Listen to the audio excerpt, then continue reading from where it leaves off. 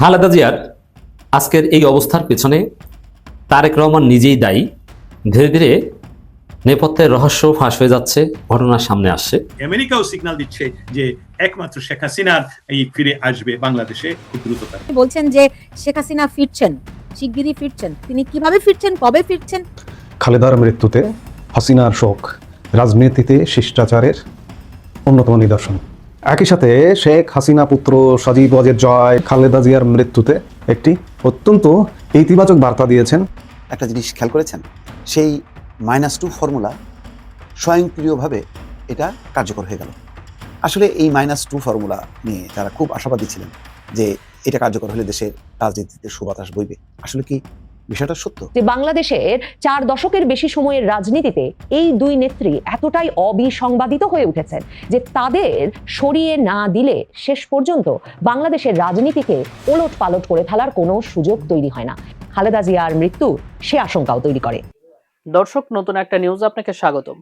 প্রিয় দর্শক, বাংলাদেশের যে রাজনৈতিক প্রেক্ষাপট এবং যে পরিস্থিতির সৃষ্টি হয়েছে তারই আলোকে আপনাদের সামনে কয়েকটা গুরুত্বপূর্ণ খবর নিয়ে হাজির হয়েছি, যার কিছুটা অংশবিশেষ ইতিমধ্যেই ভিডিওর শুরুতেই দেখেছেন। তো দর্শক, আর দেরি না করে চলুন দেখে আসবো আজকে সেই কাঙ্ক্ষিত ভিডিওগুলো। তবে তার আগে বলবো, যারা এখনো চ্যানেলটি সাবস্ক্রাইব করেননি অবশ্যই চ্যানেলটি সাবস্ক্রাইব করে পাশে থাকা বেল আইকনটি ক্লিক করে দিন। আর যারা ইতিমধ্যেই চ্যানেলটি সাবস্ক্রাইব করে রেখেছেন তাদেরকে অসংখ্য ধন্যবাদ। তো চলুন দর্শক, ভিডিওটিতে একটি লাইক দিয়ে আমরা ধারাবাহিকভাবে সবগুলো ভিডিওর আলোচনা দেখে আসি। আমেরিকাও সিগন্যাল দিচ্ছে যে একমাত্র শেখ হাসিনার এই ফিরে আসবে বাংলাদেশে খুব দ্রুততা। বলছেন যে শেখ হাসিনা ফিরছেন, শিগগিরই ফিরছেন। সামাজিক যোগাযোগ মাধ্যমগুলোতে আমি এই সংক্রান্ত অনেকগুলো পোস্ট আজকে থেকেই দেখছি। সো তিনি কিভাবে ফিরছেন, কবে ফিরছেন, খুব সুনির্দিষ্ট না হলেও, দিনক্ষণ না হলেও একটা যদি আভাস দিতেন। এবং এটা কি ইনক্লুসিভ নির্বাচনের মাধ্যমে, নাকি তিনি নির্বাচনের আগে, নাকি তারা আদৌ কোনো নির্বাচনে অংশ নিতে পারছে না আপাতত? আমি কিন্তু 16 মাসে একবার আমাকে বহুবার বহু জায়গায় প্রশ্ন করা হয়েছে, পার্সোনালি প্রশ্ন করা হয়েছে, ইনবক্স করা হয়েছে, কিন্তু আমি আসলে তো জানি না। আমি এটা বলতেও পারবো না কখন আসবে। এখন কেন বললাম, আজকে আপনার এখানে এটা ব্রেক করলাম কেন? আমি ব্রেক করেছি আসলে আজকেই প্রথম বললাম যে আমার জানি কেন মনে হচ্ছে শেখ হাসিনাই ফিরবে। প্রথমত একটা জেনারেল কেন আমি এটা থিঙ্ক করলাম সেটা আপনাকে কিন্তু তখন বলেছি। সেটা হলো যে তারা এমনকি নোবেল প্রাইজ পাওয়া একটা আন্তর্জাতিক খ্যাতি সম্পন্ন, যার গ্রহণযোগ্যতা ছিল একচ্ছত্র পৃথিবীর আনাচে কানাচে, তার নাম হলো মোহাম্মদ ইউনূস। তিনি যখন সরকার প্রধান হন তখন মানুষের মনে, এমনকি আওয়ামী লীগের মনে ভিতরেও একটা গোষ্ঠী মনে মনে ভাবছিল সে যদি বা শেখ হাসিনার চেয়ে বেটার করে বাংলাদেশে, তাহলে আমাদের কি অবস্থান হবে। তখন আমরা নিউট্রাল হয়ে যাবো, এরকম একটা ভাবনা হতেও পারে। আমরা আওয়ামী লীগ করি, কিন্তু উনি তো খারাপ কিছু করছেন না, এটা বেটার হলো, অতএব বিকল্প হয়ে যাচ্ছে। আমরা সবসময় বলি প্রত্যেক মানুষের বিকল্প আছে। এইটা ধরে নিয়ে এই একটা কথা 16 মাস ধরে, 16 মাস না, প্রথম 3-4 মাস ধরে এটা মানুষের মনে মনে ছিল। আমি একটা নাম নিয়ে কথাটা বলি, আপনি যদি আমার নাম উচ্চারণে যিনি শুনছেন, উনি একজন খুব শ্রদ্ধেয় ব্যক্তি, ডক্টর আব্দুল নূর। উনি বঙ্গবন্ধুর প্রথম পাঠশালা পরিকল্পনা কমিশনের মেম্বার ছিলেন এবং বঙ্গবন্ধুর সাথে উপস্থিত থেকে কাজ করেছেন। উনি ওয়াশিংটন ডিসিতে থাকেন। উনি নিউ ইয়র্কের বইমেলার গত 2 বছর আগের প্রধান সমন্বয়ক ছিলেন। আমাদের ডিসি বইমেলার উনি সাহিত্য পুরস্কার এবং সমন্বয়ক ছিলেন। তাকে যখন আমি গত মনে নেই সেপ্টেম্বর অক্টোবর, এখন না, গত বছরের সেপ্টেম্বর অক্টোবরে আমি ওনার ইন্টারভিউ নিতে যাই যে আপনি ডক্টর ইউনূস সম্বন্ধে, ওনার সম্বন্ধে বলুন। উনি আমাকে বলেছিলেন যে আমি একটি কথাই বলবো, Dastagir, he is a good person, give him a time, we need to give him time. আজকে 6, 7, 8, 9 মাস পর ওনার সাথে কোনো একটা অনুষ্ঠানে আমার দেখা হয়। আমাকে হাত ধরে টেনে নিয়ে পাশে চেয়ারে বসে বললো, তুমি কি আমার উপর খুব ক্ষেপে আছো? আমি বললাম, কেন? যে সেদিন যে আমি বলেছিলাম তাকে টাইম দেওয়ার জন্য, তারপরে তার যোগাযোগ করনি তুমি। আমি বললাম, আমি টাইম দিচ্ছি আপনার মতন, আপনি যখন টাইম দিচ্ছেন আমার তো টাইম দিয়ে জানতে হবে।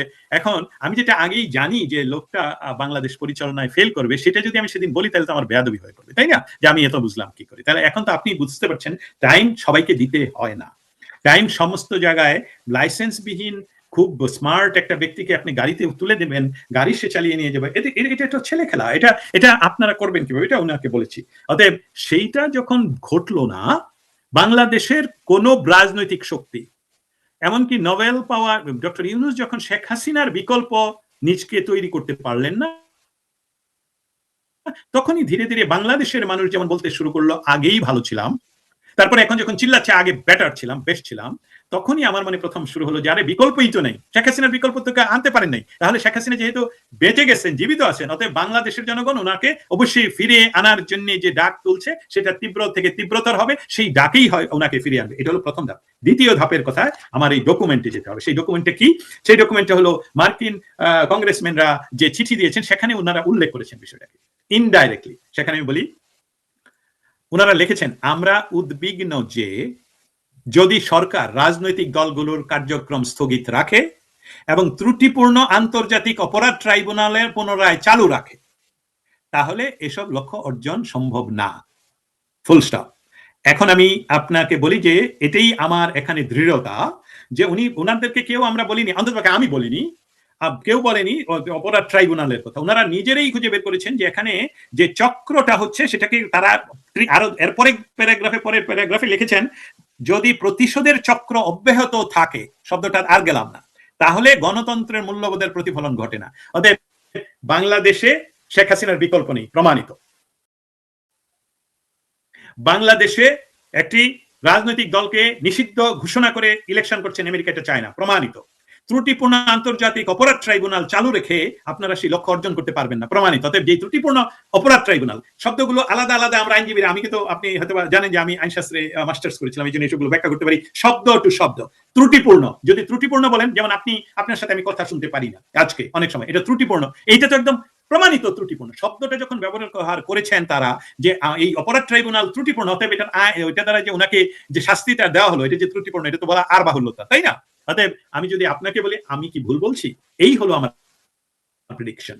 এই হলো, এখান থেকে আমি শক্তি নিয়ে আজকে আপনার অনুষ্ঠানে প্রথমবারের মতন আমার হাজার হাজার দর্শক শ্রোতা আমাকে সরাসরি প্রশ্ন করেন, আমাদের প্রধানমন্ত্রী কবে ফিরে আসবেন, আপনি তো কখনোই বলেন না। আমি কখনো এটা দুঃসাহস দেখাইনি বলার জন্য, আপনাকেও বলবো না, বলতে পারবো না কবে ফিরে আসবেন, কিন্তু অ্যানালাইসিস করে, তথ্য অ্যানালাইসিস করে আমি যেটা বুঝতে পারলাম, এমনকি আমেরিকাও সিগন্যাল দিচ্ছে যে একমাত্র শেখ হাসিনার এই ফিরে আসবে বাংলাদেশে খুব দ্রুততার ভিতরেই। ইলেকশন হতে পারে, ডক্টর ইউনূস যদি চরম আমেরিকা বিদ্বেষী না হয়ে উঠতে চান, তাহলে নির্বাচন রিস্কেজুয়াল করতে হবে। সেই স্কেজুয়ালিং কিন্তু দীর্ঘ সময় নয়, নির্বাচন ডেট ঠিক রেখে আওয়ামী লীগকে নির্বাচনে অংশগ্রহণ করতে দিয়ে শেখ হাসিনার সমস্ত যে তার অবৈধ ত্রুটিপূর্ণ যে বিচার সেটাকে স্থগিত রেখে, সম্পূর্ণ স্থগিত রেখে, তাহলে নির্বাচনে সকল দলকে শেখ হাসিনার নেতৃত্বে আওয়ামী লীগকে অংশগ্রহণ করতে দিলেই সেই নির্বাচন আন্তর্জাতিক পর্যায়ে আমরা মনে করব, আমেরিকা মনে করবে। আমেরিকা যেটা মনে করে সেটা কিন্তু ইম্পর্টেন্ট, আই রিপিট ইট, আমরা আমেরিকানরা যেটা মনে করি রিয়েলি দ্যাট ইজ ইম্পর্টেন্ট।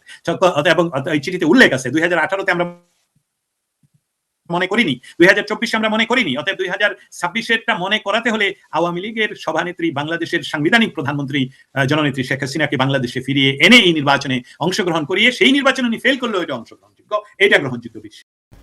খালেদার মৃত্যুতে হাসিনার শোক রাজনীতিতে শিষ্টাচারের অন্যতম নিদর্শন। আসলে আজকে বাংলাদেশ বিশেষ করে একটি জায়গায় আটকে গেছে, সাবেক প্রধানমন্ত্রী বিএনপি চেয়ারপারসন বেগম খালেদা জিয়ার মৃত্যুতে আটকে গেছে।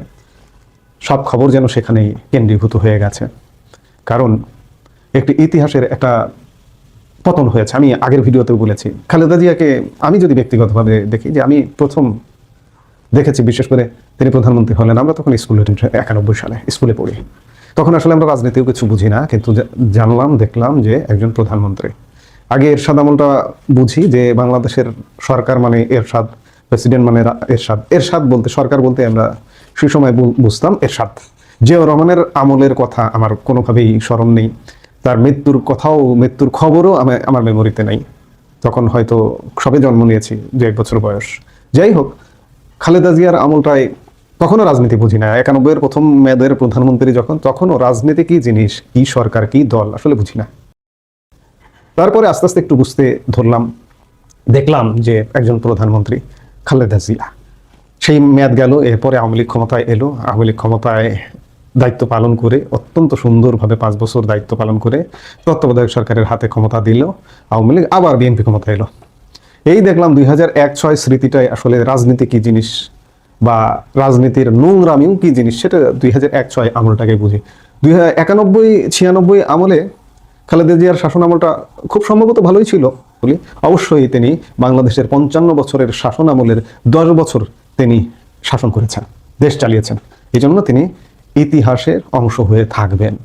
খালেদা জিয়ার মৃত্যুতে রাষ্ট্রীয়ভাবে 3 দিনের শোক ঘোষণা করা হয়েছে ইতিমধ্যে।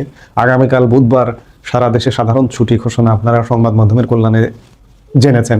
আজকে জাতির উদ্দেশ্যে ভাষণ দিয়েছেন এই যে ডক্টর ইউনূস, দিয়ে এই কর্মসূচিগুলো ঘোষণা করে এবং সকালে উপদেষ্টা পরিষদের একটা বিশেষ বৈঠকও অনুষ্ঠিত হয়েছে। এই জন্য বৈঠকের শেষ আইন উপদেষ্টা বৈঠকের সিদ্ধান্তগুলো জানান এবং প্রধান উপদেষ্টা তার ভাষণেও বলেছেন যে আগামীকাল বুধবার বাদ জোহর মানিক মিয়া এভিনিউতে বেগম খালেদা জিয়ার জানাজা অনুষ্ঠিত হবে এবং তার দাফন হবে প্রেসিডেন্ট জিয়াউর রহমানের কবরের পাশেই। আজকে খালেদা জিয়ার মৃত্যুতে সবচেয়ে বেশি যেটি আমার কাছে ভালো লেগেছে, উগ্রবাদের চর্চা আছে, বিএনপিতে আছে, আওয়ামী লীগে আছে, কিন্তু উগ্রবাদের চর্চার বাইরে শেখ হাসিনা খালেদা জিয়ার মৃত্যুতে গভীর শোক এবং সমবেদনা জানিয়েছেন। আজকে আওয়ামী লীগের অফিসিয়াল ফেসবুক পেজে পোস্ট দিয়ে জানিয়েছেন, বিএনপি চেয়ারপারসন ও সাবেক প্রধানমন্ত্রী বেগম খালেদা জিয়ার মৃত্যুতে গভীর শোক প্রকাশ করছি। এটি আওয়ামী লীগ সভানেত্রী শেখ হাসিনার শোক বার্তা।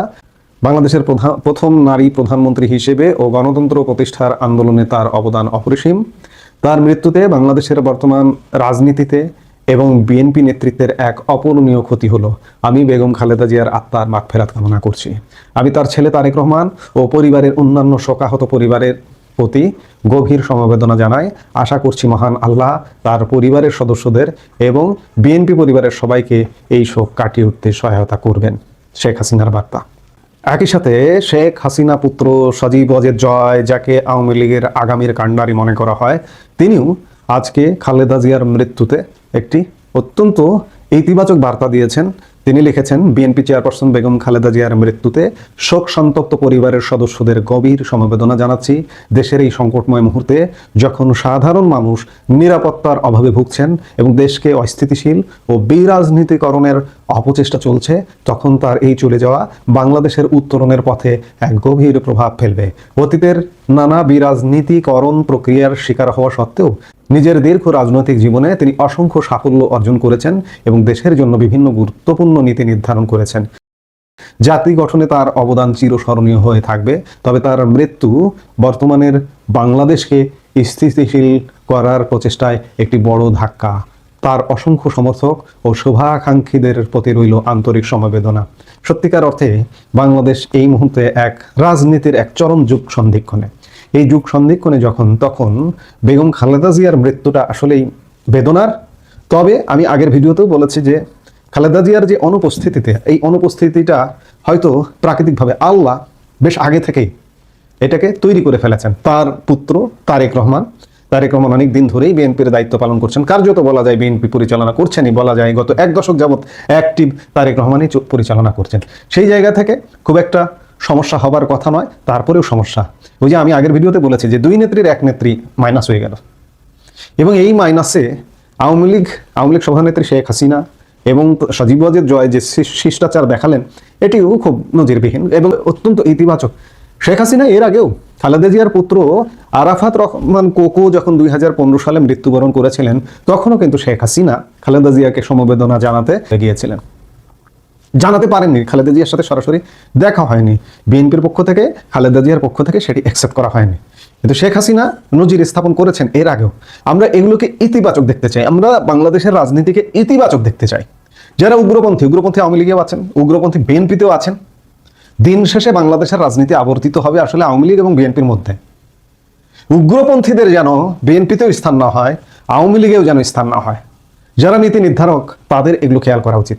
হ্যাঁ, অনেক সমালোচনা আছে, শেখ হাসিনা থেকে গ্রেনেড হামলা করে মেরে ফেলতে চেয়েছে, এটা করেছে সেটা করেছে, বিভিন্ন কিছু। খালেদা জিয়া এমন মন্তব্য করেছেন যে শেখ হাসিনা এই ভ্যানিটি ব্যাগে করে নিয়ে গিয়ে গ্রেনেড হামলা নিজেরা করেছেন। এই যে গত 17 অক্টোবর এই যে ক্যাঙ্গারু কোর্ট থেকে যখন শেখ হাসিনার বিরুদ্ধে রায় হলো, তখন সেই রায়ে খালেদা জিয়া সন্তোষ প্রকাশ করেছিলেন। যাই হোক, অনেক কিছু আছে, কিন্তু তারপরে শিষ্টাচারের উপরে, উদারতার উপরে রাজনীতি হতে পারে না। আমরা চাই বাংলাদেশে একটা শিষ্টাচারের রাজনীতির চর্চা হোক। আমি বারবারই বলছি, উগ্রপন্থীদের থেকে বাংলাদেশের রাজনীতি মুক্ত হোক, আমরা এটাই প্রত্যাশা করি।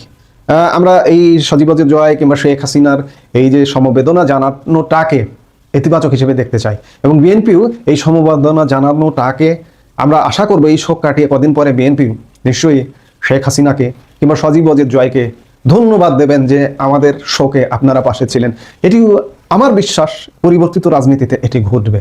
যদি না ঘটে এটি রাজনীতির জন্য দুর্ভাগ্য হবে, এবং সেই দুর্ভাগ্যের ফল যারা ইতিবাচক রাজনীতি চাইবেন না, বিএনপি যদি না চায়, সেই ফল বিএনপিকে ভোগ করতে হবে। এখন দেখার বিষয়, আমরা খালেদা জিয়ার আজকের এই শোক রাষ্ট্রীয়ভাবে শোক পালন করার ঘোষণা দেওয়া হয়েছে।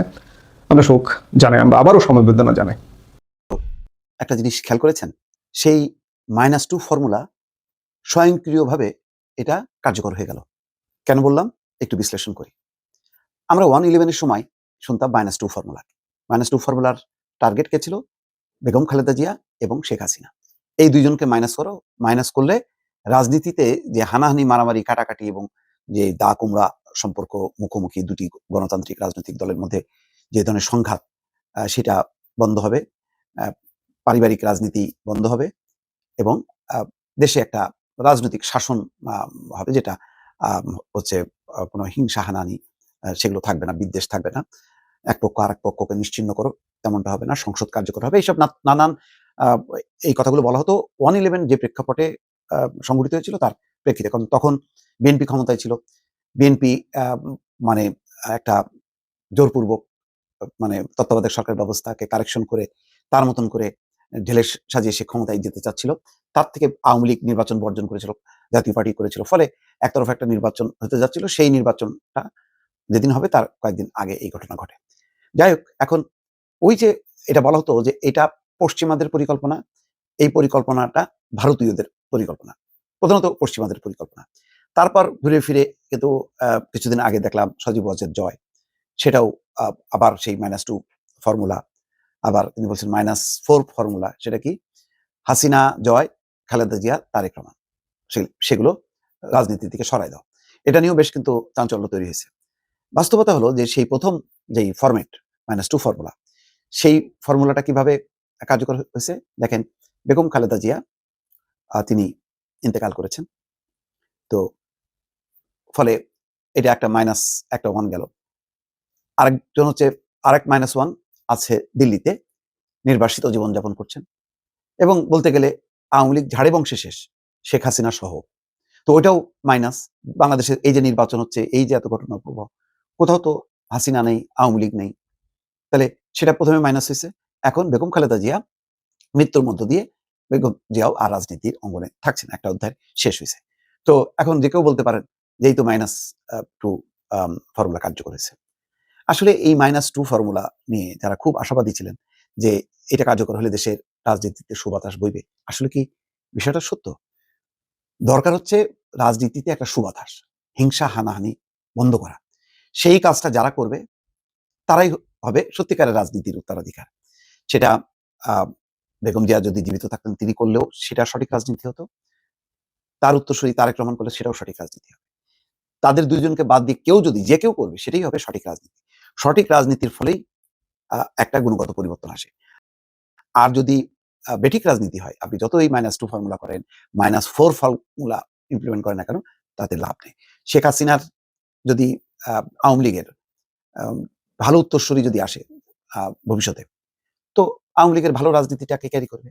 আর আওয়ামী লীগের মধ্যে যদি খারাপ কোনো লোক যার কুক্ষিগত করতে চায়, দেশটা আমার, আমি দেশ স্বাধীন করছি, এরকম একটা মনোবৃত্তি যদি থাকে, তাহলে সেই শেখ হাসিনা হোক, জয় হোক, পুতুল হোক, সেটা আবার সেই একই পরিস্থিতিটাই হবে। তো এইগুলি মানে এই -2 এক ধরনের স্বয়ংক্রিয়ভাবে কার্যকর হয়েছে সত্য, কিন্তু এর মধ্য দিয়ে যে খুব বিশাল একটা অর্জন হয়ে গেল তা না। বরং বেগম খালেদা জিয়া শেষের দিকে তার যেই তার বক্তব্যগুলি হচ্ছে যে শান্তি, অগ্রগতি, ঐক্য, এই কথাগুলো এখন তারেক রহমান ক্যারি করছেন। তিনি যদি এটাকে আগায় নিতে পারেন এবং জনগণ যদি রেসপন্স করে, তাহলে শান্তি হবে, এটাই হবে প্রকৃত রাজনীতি, মানুষ সাড়া দেবে। আর যদি তা না হয়, আবার যদি সেই মুখোমুখি সংঘাত, বিরোধীদের সাথে কথা বন্ধ, বিরোধীদেরকে পাত্তাই দিব না, আর বিরোধীরাও মানে ক্ষমতাসীনদেরকে তার মসনদ উল্টানোর জন্য লাগাতারভাবে যদি অসহযোগ কর্মসূচি করে বা একটা মনোবৃত্তি পোষণ করে, তাহলে আবার সেই হিংসা হানাহানির রাজনীতি। এতে ওই দুই পারিবারিক শাসনের অবসানের যেই কনসেপ্টটা মানুষের মধ্যে ঢুকাই দেওয়া হয়েছে, এটা আমার ধারণা যে এটা ভুল কনসেপ্ট। বরং সঠিক রাজনীতিটা পরিবার করুক, পরিবার বাইরে যেই করুক না কেন, সেটাই হবে টেকসই। দর্শক, আমি আশা করছি সবগুলো ভিডিওই আপনি মনোযোগ সহকারে দেখেছেন। সেই সাথে দর্শক, এই ভিডিওগুলো সম্পর্কিত যদি কোনো তথ্য বা মতামত থাকে তাহলে তো অবশ্যই কমেন্ট করে জানিয়ে দিন। এতক্ষণ সাথে থাকার জন্য ধন্যবাদ। নিউজটি শেষ করছে এখানেই, ফিরছে আগামী ভিডিওতে নতুন কোনো টপিক নিয়ে। আল্লাহ হাফেজ।